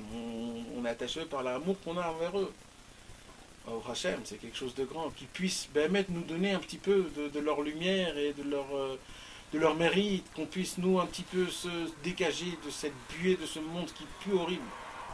Qu'on puisse un peu vivre la vraie vie, de voir des bonnes visions, de garder tout. Bezrat Hashem. C'est ça l'essentiel de tout. Rabbeinu, il a dit sur la révélation de Berditchov que c'était le Père Ador. Sur Rashi, il a dit c'est le Arch la Torah. Arch la Torah. En parlant de Rashi, après il a dit chez nous on a le Baal Shem Tov. Il parlait de Rashi. Ah ouais? Ah, il a dit là-bas ils ont Rashi et les Tosafot. Il a dit mais chez nous on a ah le Baal Shem Tov. Ah non, t'as raison. Nous chez nous on a le Baal Shem Tov. Qui loue c'est Shavet.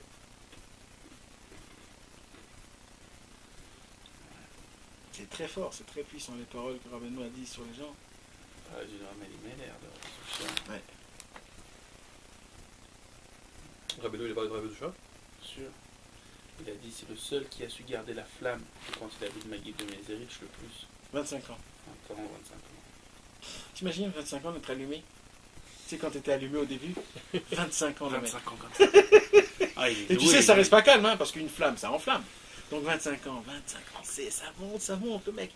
Eh, mais le matin, il courait une chemin, il peut pas. Il se tire ses cheveux, il peut pas.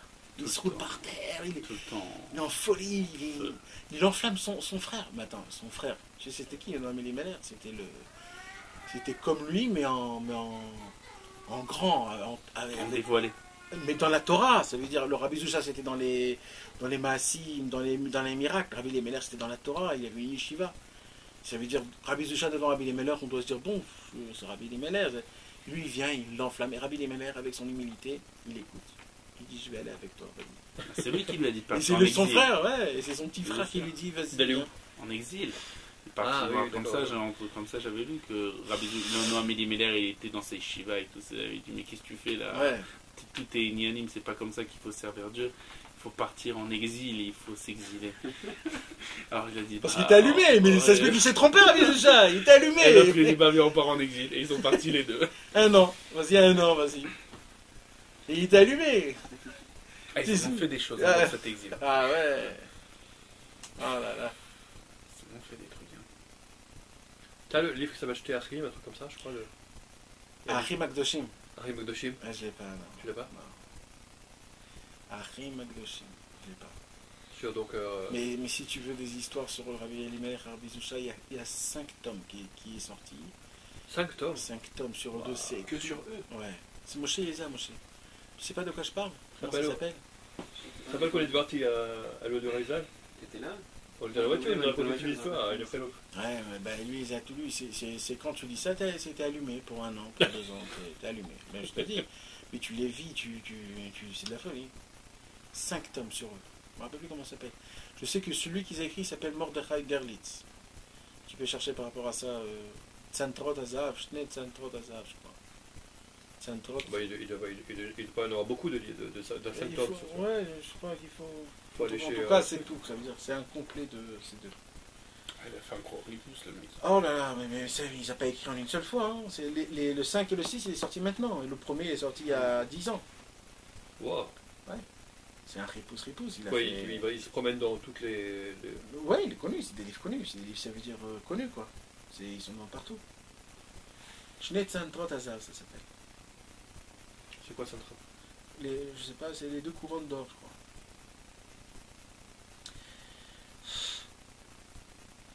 C'est spécial. L'histoire qu'il a écrite là-bas, c'est. Et chaque histoire, il te rapporte toutes les Girsot. Il y en a qui l'ont raconté comme ça, il y en a qui l'ont raconté comme ça. Il y a 5, 6, 7 Girsot des fois sur une seule histoire.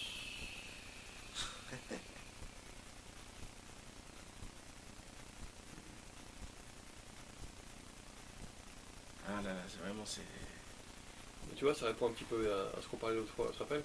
Quoi? À propos d'écrire un livre sur Rabbi Israël. Tu peux dire, voilà, j'ai entendu une Girsa comme ça, une Girsa comme ça, une Girsa comme ça. Ouais, c'est vrai. Tu ne crois pas la Haragout? C'est vrai. Mais parce que tu avais parlé, donc quoi, d'un problème déjà? C'est pas pour Rabbi Israël, pour ce que tu avais dit des fois, tu disais quelque chose, et les gens entendaient 2 choses différentes. Fais une rubrique comme ça. Toutes les histoires comme ça, où des personnes vont écouter, tu en mets une rubrique que sur ça. Et ça va faire un j'aime pas bien que Rabbi Israël a des élèves, que chacun ait entendu quelque chose d'autre. Non, pourquoi il y a une cabane chacun qui est devant? Même que c'est en même terme, il y a une cabane devant qui est devant. C'est comme ça que c'est passé, hein, c'est la vérité. Hein. C'est pas un gnaille, au contraire, c'est pas un gnaille. Comme quoi, C'est la vérité. Ils ont pas mal entendu les deux. Hein. Ouais, ça c'est toi qui le dis, mais maintenant il y a un relais, parce qu'il y a toujours les premiers qui vont le lire, c'est les. Il y a toujours des relais. Non, mais c'est eux les premiers qui. Et moi, par rapport à moi, je dois essayer de faire le moins de problèmes. Non, mais tu vas bien que sur ça. Rabbi Nathan il a dit, nous on a fait ce qu'on avait à faire. Non, mais à part ça, c'est pas ça le problème. C'est pas ça le problème. Le problème, c'est comment tu. Plus trompé? Comment tu fais faire, parce que c'est un dimayon, quand tu vas lire le truc, c'est un dimayon qui va. Comment tu présentes l'histoire, c'est ça Comment tu vas présenter la chose pour que ça passe? C'est ça et comment et je peux raconter une histoire et tu rates l'essentiel. Et l'essentiel c'était parce que tu crois que c'était un petit truc, mais bah ça c'était ça l'histoire. Mais non, c'est bon. Mais il faut faire Piège Gahan. Ouais. Il faut faire ce que nous on peut faire. Tout est Piège Gahan. De toute manière, le livre quand tu vas le sortir, tu crois que c'est comme ça. C'est Dieu qui va le faire, c'est tout.